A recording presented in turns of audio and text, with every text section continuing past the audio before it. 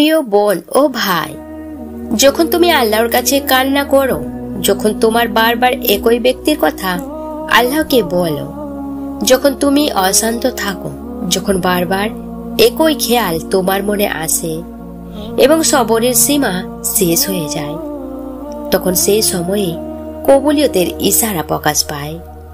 এমন মজেজা, এমন ইশারার কথা বলবো আজকের এই ভিডিওটিতে, যে তুমি খুশি হয়ে যাবে ইনশাআল্লাহ। দেখবে খুব শীঘ্রই তোমার দোয়া কবুল হয়ে যাবে এবং সেই ব্যক্তি তোমার হয়ে যাবে। তুমি শুধু শান্ত হয়ে মনোযোগ দিয়ে এই ভিডিওটি দেখো। প্রথম কথা, তোমাকে মনে রাখতে হবে যে দোয়ার বিশ্বাস নেই, সেই দোয়া অপূর্ণ দোয়ার দ্বারা তুমি সবকিছু করতে পারবে। যা তোমার মনে আছে তা বাস্তবে পেতে পারবে। যা চাইছো তা তোমার জন্য, দুনিয়ার জন্য অসম্ভব হতে পারে। তবে একটা কথা মনে রাখবে, তুমি শেষ অসম্ভব দোয়া তার কাছে চাইছো। তিনি ইন্নাল্লাহ আলা কুল্লি শাইইন কাদির, তার হুকুমে চালাচ্ছেন। তারই হুকুমে সূর্য ওঠে, যার হুকুমে সকাল সন্ধ্যা আর সন্ধ্যা রাতে বদলে যায়, যিনি তোমার খাওয়া পড়া এমনকি অক্সিজেন নেবার ব্যবস্থাও করে দিয়েছেন, যিনি তোমার প্রকৃত ও আসল অভিভাবক, তিনি কিভাবে তোমার দোয়া কবুল করবেন না? আল্লাহর কাছে যখন চাও আর যেভাবে চাও, তিনি অবশ্যই দেন। তিনি তো সবচেয়ে বেশি দানশীল। তিনি তোমার নীরবতাও শুনে নেন। তুমি শুধু সম্পূর্ণ বিশ্বাসের সাথে চাও, তারপর দেখে নিবে তোমার দোয়া কবুল হতে শুরু করবে। যে শান্তি তুমি কোথাও পাচ্ছিলে না, সে শান্তিকে একবার তাহাজ্জুদে খুঁজে তো দেখো। যা তুমি এখনো পাওনি, তা একবার তাহাজ্জুদে চেয়ে তো দেখো। আল্লাহর সাথে কথা বলে যদি মন না ভরে, তাহলে কথা বলাকে বাড়িয়ে দাও।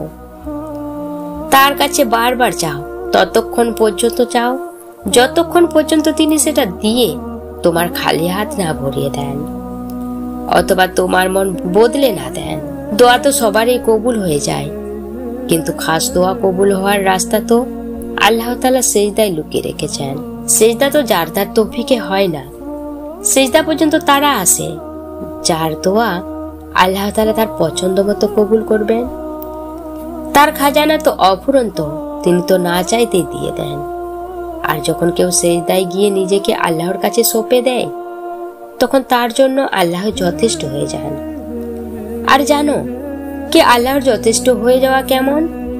তোমার পথে আসা সকল বাধা তিনি এক পলকে দূর করে দেন। তুমি চাওয়ার আগে তিনি তোমার চাওয়াকে তোমার পাওয়া বানিয়ে দেন। তোমার দোয়ায় হাত তোলার আগে তোমার দোয়া কবুল করে নেন। তোমার দুঃখ কষ্ট তিনি প্রথম সেজদায় তোমার সুখে বদলে দেন, আর তোমার উপর তার রহমতের চাদর উড়িয়ে দেন। ফেরেশতা হয়েও তারা আল্লাহর এত কাছে নয় যতটা কাছে তুমি আল্লাহকে সিজদায় গিয়ে পাও। আর তুমি রবের এত কাছে যাবে, আর তিনি তোমাকে খালি হাতে ফিরিয়ে দেবে। তিনি তো লজ্জাশীল, তিনি তো খালি হাতে ফিরিয়ে দিতে লজ্জাবোধ করেন। তো আল্লাহর তরফ থেকে এটাকে ইশারা মনে করো। কখনো কখনো মন কোনো জিনিসকে এত করে চায় যে তার জন্য সবর করা কঠিন হয়ে যায়, আর তাকে চাইতে থাকে। কারণ আমাদের বিশ্বাস যে আমার আল্লাহ ব্যতীত অন্য কেউ আমাকে দিতে পারবে না, তিনি আমার দোয়া অবশ্যই কবুল করবেন।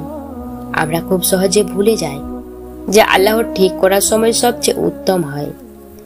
তিনি সব দেখছেন। তিনি ইয়া বাসিরুন, অর্থাৎ সর্বদ্রষ্টা। তিনি সব শুনছেন। তিনি ইয়া সামিউন, অর্থাৎ সর্বশ্রোতা। তিনি সবকিছুকে খুব সুন্দরভাবে গুছিয়ে রেখেছেন। কাহিনীও খুব সুন্দরভাবে গুছিয়ে রেখেছেন। সবর করো। আমি জানি পরিস্থিতি খুবই খারাপ, কিন্তু এটা অস্থায়ী। এটা সব সময় থাকবে না। এরপর কোন আসা নিশ্চিত। এটা আল্লাহর ওয়াদা। আল্লাহ থেকে কখনো নিরাশ হবে না। তার উপর তাওয়াক্কুল রাখো, বিশ্বাস রাখো। তোমার সময়ও আসবে ইনশাআল্লাহ। তোমার দোয়া কবুল হবে। তোমাকে সেই পর্যন্ত পৌঁছে দেয়া হবে যেখানে তুমি শান্তি পাবে। এখন যে সময়, সেটি খুশি খুশি পার করো। সর্বাবস্থায় আল্লাহর শুকরিয়া আদায় করো।